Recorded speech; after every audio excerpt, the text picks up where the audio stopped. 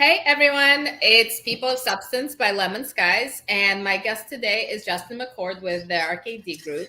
And Justin, you have the honor of being the first person who has come back as a second appearance on live stream. So I'm excited to have you. Thank you. I don't think that means I have twice as much substance. I think that makes me like peoples of substance, not people of substances. I think it's the people's part that we're going to pluralize for I that. think I just right? enjoy hanging out with you, so I think that's Well, that too. Yeah, we have a good time. yeah, we do. And you and I talk in between quite a bit, so I know what you're up to. So before we get started on the substance part, I just asked you about your T-shirt. Can you just make sure that everybody can see? Yeah. Vote for tacos. So there you go. Yeah, this I'm is on board with that. my non-political political statement. No, I like it. I like it. Yeah. So there's a very specific topic we want to talk about today. So about that in a minute. But first, I just want to ask you, what have you been up to? Summer's over. We're just lamenting, getting used to new schedules, etc. So what are you up to? Yeah, I'm trying to find. We were just saying, I'm trying to find the rhythm of the fall, and so it is. It's like, and we've been back in school here in Texas. My kids and my wife have been back in school for over a month now. But post Labor Day, I think you really do try to find that fall rhythm, and we tend to have a pretty high octane schedule in general. So, our rhythm tends to be very upbeat. And so I think it's just trying to find that, and especially, the tension that we face in the industry that we work in, of you're trying to find a rhythm, but you're building to some of the more important times of the year for giving. And so it's a weird time. I think September is a really weird month for us. Yeah, and then it's like Halloween. So I have a ritual where in the fall I do pumpkin spice latte once. Okay. Only once, no more. Okay. And then is that like you're breaking in fall? No, it feels like I should, but I also, it's like it's very milky and sweet. So it's like a ritual, right? Like, so it feels very folly, but we do it once and I'm like, okay, oh, that's right. I did like it sort of, but I've had it and Yeah. no more. Sorry. I think maybe I do something similar with like pumpkin beer. Like I might have one or two and then kind of move on from it. It's like it's nice to check the box, but then keep moving. I'm ready to move on to holiday time pretty quickly. Yeah. After, so yeah. So the reason one of many reasons I wanted to talk to you, RKD recently released a study that talks about all my favorite things, how communications and relationships and stewardship, the correlation to being better donors. So I wanted to just, I want to sit back and listen for you to talk about how did the study originate, sort of what are the things you looked at, to really just kind of tell everybody about it. Yeah. Thanks for the chance to talk about it. I like talking about it, not only because it's something that we put out. Obviously, I like talking about it because of that, but I just find it fascinating, the tension that we live in as marketers, but trying to do something very, very human. And that's creating connection between, donors and nonprofits. And so the origination of it, I think we observed, really our marketing team and some of our senior leaders, we picked up on and observed over the course of 2021 such a hyper focus on this really kind of funny phrase, which isn't going to sound funny to some folks, but it's COVID donor retention. I find it's a very, very peculiar phrase, right? It makes sense if you're in our space and you know what I'm saying. You're trying to retain donors that you acquired as a result of giving during the pandemic. But it's such a weird label to put on an individual who gave to you, that they're a COVID donor, right? And so seeing our teams work tirelessly to create new strategies and come up with ways to retain these donors and look at data and look at trends of performance and all that kind of stuff.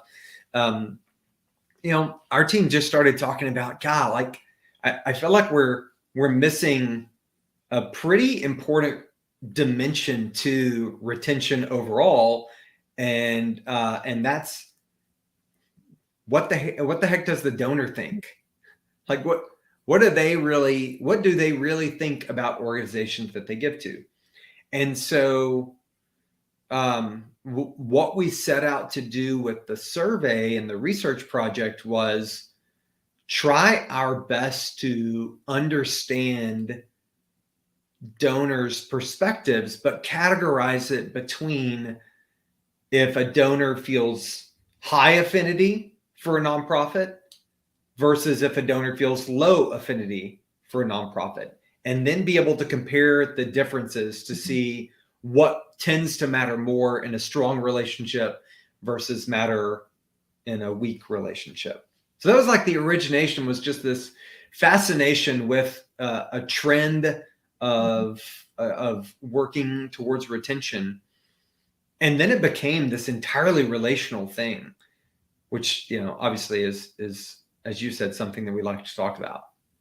So, with COVID donors, it's interesting. I almost think of them as emergency relief type of contributors, that are giving for a particular reason when something is just really big.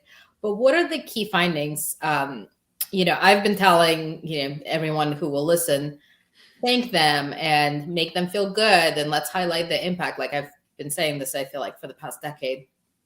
But what are so it's really nice to put numbers to it. Yeah. But what are the core findings like that stood out to you? Yeah. So, I'm, I want everyone to, and I have this is very high tech. You asked me if I wanted to share slides and I said no, but so here's the URL. And I don't know if this shows up backwards, but no, it's not backwards. It's great. Okay. So it's rkdgroup.com/listen up if you want to get the full study. So we're going to talk about, some of the finer points within it. The overarching thing for donors with strongest relationships to the nonprofits that they support is that they feel the most valued and the most included, the most involved in the organization. And there are so many of these little subthreads that that could be classified as water is wet findings, because it's like, oh yeah, they make sense. We've been saying this for years, and yet overall retention has still continued to decline. So we may be saying it, but we may not be acting on it really, really well. And so feeling valued and feeling included, what ultimately we see in the study is that drives the highest level of belief and familiarity.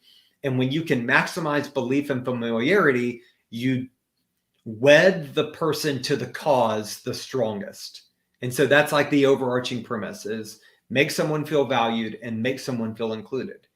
And so what's interesting, Olga, is what makes one person feel valued and included, it's very different for the next person.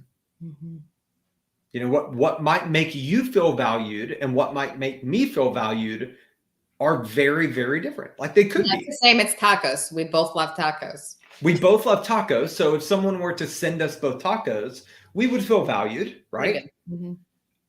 But across a large donor base, the things that make someone feel valued are gonna vary. And I think that this is something that, for us as a takeaway is, as nonprofit marketers, we're not the best listeners, and we need to be better at finding ways to listen.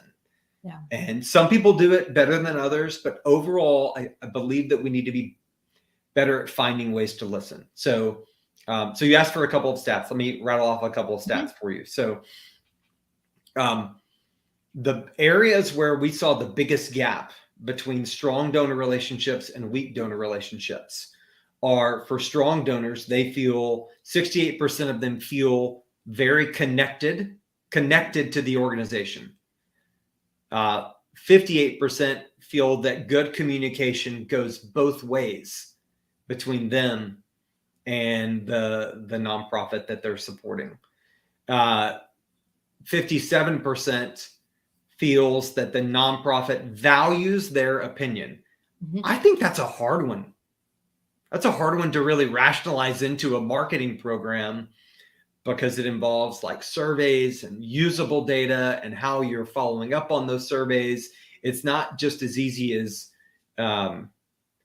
outreach and talking to, it's really talking with. And then the last one is that 54% cares about their point of view and 52% keeps them well informed. So there's this me factor for donors that matters most to them. And we try and we do things tactically, but we don't always do things relationally. So a lot of what you're describing, what strikes me, and and by the way, some of the findings like thank yous and correlation of thank yous to higher affinity versus lower affinity, absolutely. But a lot of what you're describing, it sort of correlates, like you could apply the same to a friendship or a business relationship that's human to human. If I keep you in the loop about things and I make you feel valued and appreciated, and I'm listening to you, and I talk to you about things that concern you and are relevant to you, the relationship grows stronger. Yeah. 100%. I presented a teaser of this research study at the ANA August conference, and I opened with a slide that showed this green and yellow swing. And it's a particular green and yellow swing that there are multiple of them on the campus of Baylor University, where I went to school. And these swings anecdotally became a place where you would see couples sitting down to define their relationship. Like that was the place, for whatever reason. It's just kind of a weird cultural thing, but that's the place that someone would sit down and figure out, are we going to be friends? Are we going to be a couple? Are we going to be somewhere in between? Like, what is that? And that swing comes to mind because, as you just said, it's a two-way conversation. Like both people are talking and both people are listening. And it is very much like personal relationships of all types. In fact, one of the things that I find really interesting is you mentioned the saying thank you, and saying thank you was we labeled it as table stakes, because we found that even amongst those that have a self-defined weak relationship with the nonprofit that they support, 76% expect frequent or regular thank yous from that organization. So like saying thank you is just kind of baseline formative for a relationship. So it speaks to, there's something about the depth and familiarity with that person that we should be working towards. And where I was going to go with that is that if you don't talk about like all the strong relationships for a second, and you talk about one particular finding around weak relationships, is that the weakest relationships actually said that they would like more communication from the nonprofit, not less. So I've asked you this question before, and like I said, I really do appreciate putting some numbers and kind of showing correlation. But I guess my question is chicken or the egg, right? Like, is it correlation or is it causation, right? Like, is it that we're treating, these high affinity donors better and communicating with them better and thanking them better, and that's what kind of strengthens their connection? Or is it that they're more attuned to us in the first place, right? Like sometimes we send emails and 15% open it, right? They're maybe a little higher if you're lucky. So it's sort of not lack of communication, but if you're not paying attention, how much more can I communicate with you? So what are your thoughts on that chicken or the egg? And let's just be glad I didn't have time to order a rubber chicken from Amazon. Yeah, I wish you had. I don't know if it's correlation or causation, because it's feelings. You're right. I mean, like we're talking about donors' self-reported feelings. And so feelings matter, but it can be a challenge at times to figure out how to turn feelings into strategy. Mm-hmm. And so, I mean, it certainly in your giving heart, there are going to be causes that you're more passionate about than others, that you're more connected to than others, that you're more receptive to than others. That doesn't mean that a nonprofit couldn't work harder to build a relationship with you. Mm-hmm. If they're not in the number 1 spot for you, but they're in the number 5 spot, I believe that there are ways that they could grow up in your affinity by listening to you and getting to know you, so that they can communicate more relevantly to you. It takes a lot of work, but so do relationships, right? Yeah, because kind of as I read some of those statistics, it's sort of like, well, they feel like they're more connected. Like certainly you can move the needle by, showing appreciation, reiterating what the impact is, but are they just more coming to the table with open mind or more aware to begin with? So that's kind of my thought. Well, I wanted to ask you, how do you personally connect to causes? Like what binds you to them? What binds me to them? That's a strong verb. No, it's a good one. It's a really good one. You should think about doing some creative work for causes. Yeah, you know what? That's a great idea. Mm-hmm. You know what I think what drives affinity for me with causes that my family and I support is I like personal outreach. Mm-hmm. I really do. I respond well to personal outreach from causes. There's a rescue mission that we support that the head of development, she knows my tendencies. And so like when they send the annual report, she'll email me or even just like call me and say, did you see that I sent this? And it's not a form. It's not something that's mass produced. Like it's, hey, Justin, I want to make sure that you saw this. And I appreciate that because it all of a sudden it puts it right in front of, my focus. But I think individually that makes me feel valued because she knows enough about me to treat me a certain way so that I'm paying attention to her cause, right? So clearly there's something about my relationship with them that's based off of giving. Like that's just a part of the relationship that we have with nonprofits overall, or I believe it should be. But it's the fact that they know those other things about me behaviorally and respond to them in a way that I respond best to, that makes me push them up my ladder in terms of the causes that I endear myself towards. Well, you feel seen. Yeah. I feel valued and included, right? Yeah.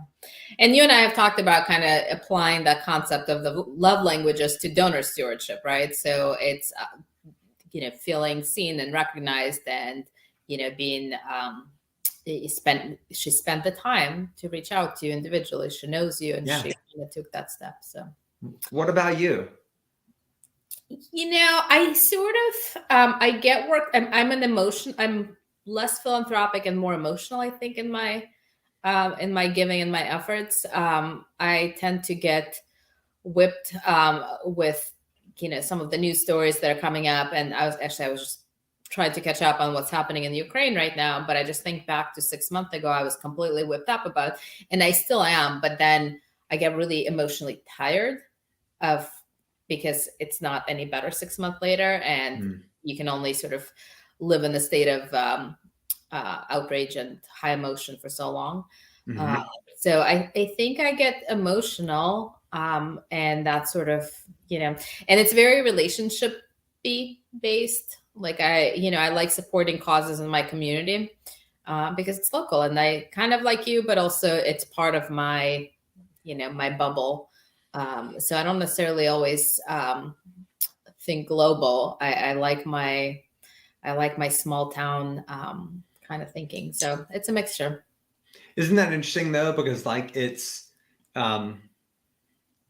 if I can project, you like to see the impact that's ultimately done, and maybe you even feel because of your career, you have seen the resources that larger organizations have and smaller ones don't, and so it's like the ability for you to see impact and bring something new to them, that it kind of motivates you. So that's a lean in to develop a relationship.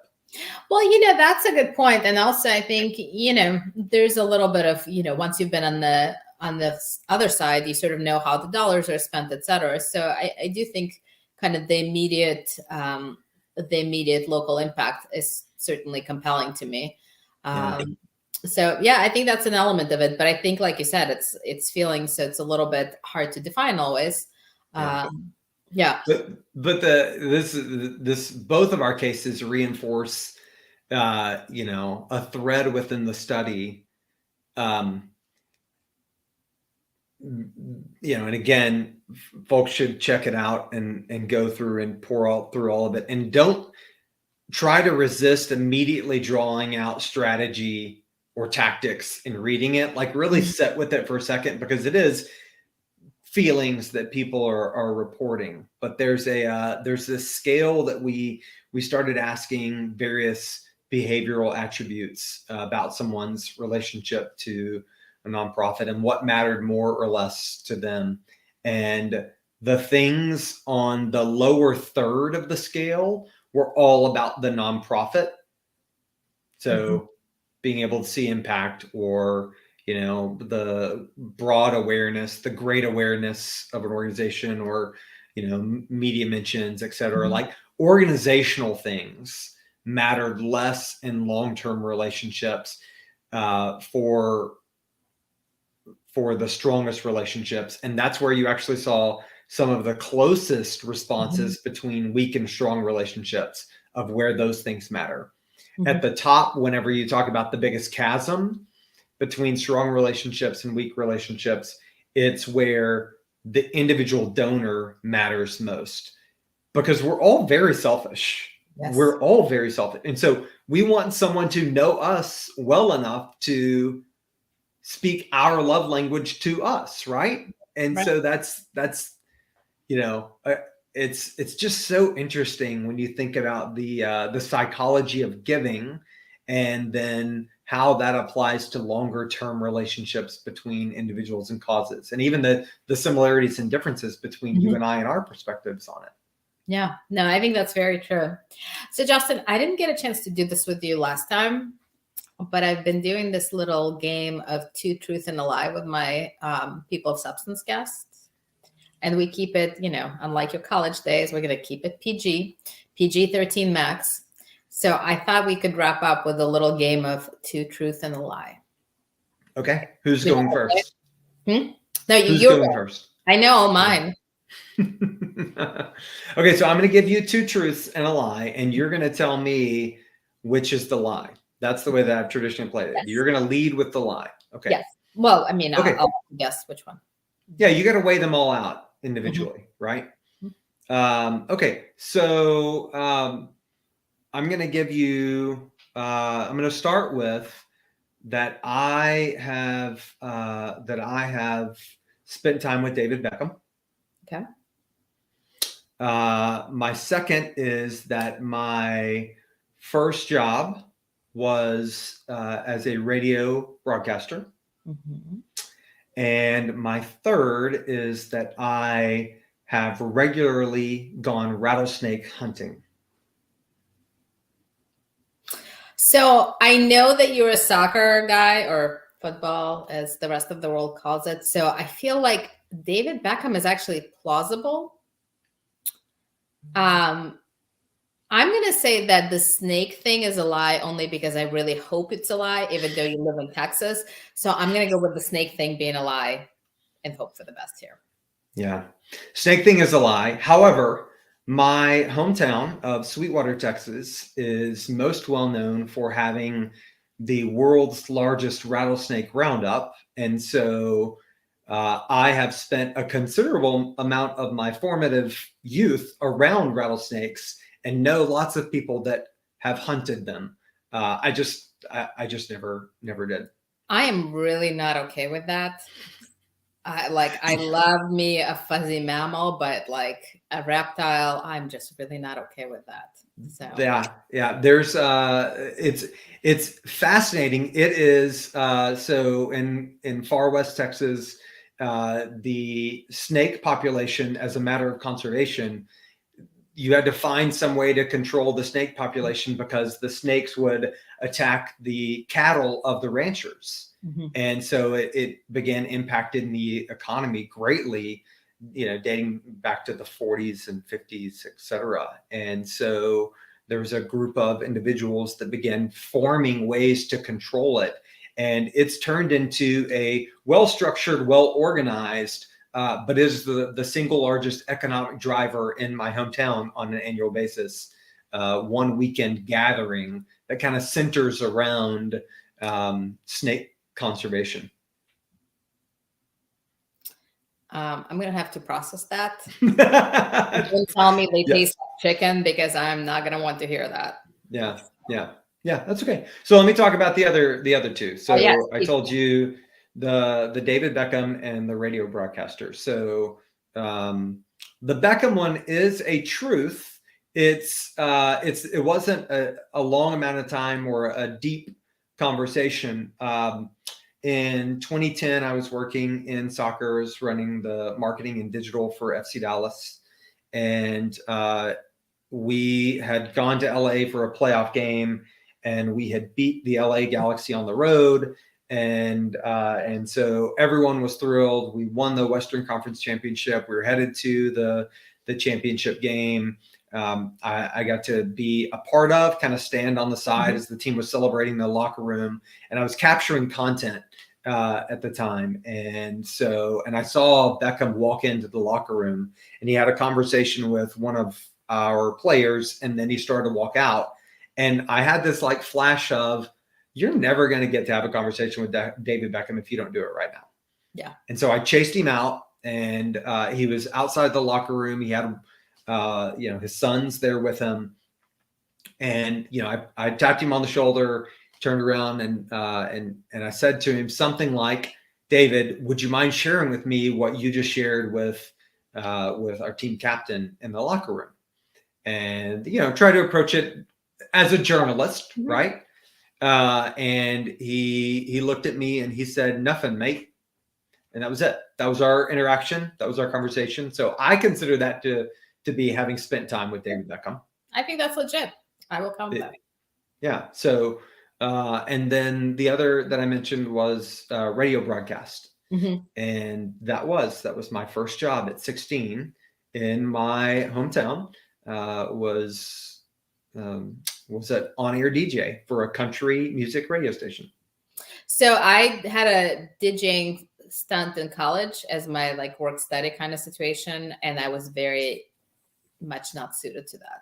Like I was Why were you not suited? Well, I mean, it was just sort of like I would play music, and they would send us like at the time CDs, right? And like I'm not, I know what I like, but I didn't know some of the names, so I would just play the stuff I knew and liked. I don't know. It was short lived, but I mean, I had a good time, but it was definitely, clearly was not my path. It was not your path. No. I would say it's maybe the greatest job for a 16-year-old. I think I worked like 3 nights a week, 7 to midnight. I was on air. My friends would call in and make, dedications or just prank call. Yeah. It was fun. And I learned a ton of country music, especially 90s country, because of the time. So, yeah. Yeah, and I'm sure it gave you street cred, like, I'm a DJ with the local station. I needed the street cred. I did. I needed some level of cred. Who doesn't? At 16, who doesn't? Right. Justin, thank you so much for joining me today. This was fun. I'm going to need some time to process the whole snake thing, but it was lovely to see you as always. And I will talk to you soon, hopefully. Yes? Olga, it's great to see you as always. Thanks for having me back. And yeah, I can't wait to talk again. See you soon. See ya.